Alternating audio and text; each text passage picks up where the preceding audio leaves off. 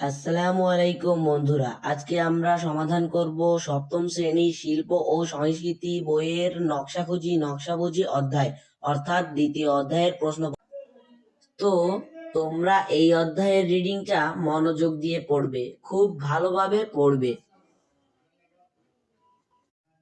আর এখানের প্রধান প্রশ্ন শিল্পাচার্য জয়নুল আবেদিনের সম্পর্কে এই ভিডিওতে আমরা জানার চেষ্টা করব। আমরা এটা প্রবন্ধ আকারে লিখতে পারি। আমি আমার প্রবন্ধের নাম দিয়েছি শিল্পের পথিক জয়নুল আবেদিন। তোমরাও তোমাদের ইচ্ছে মতো নাম দিতে পারো। চলো দেখে নেই প্রবন্ধটা।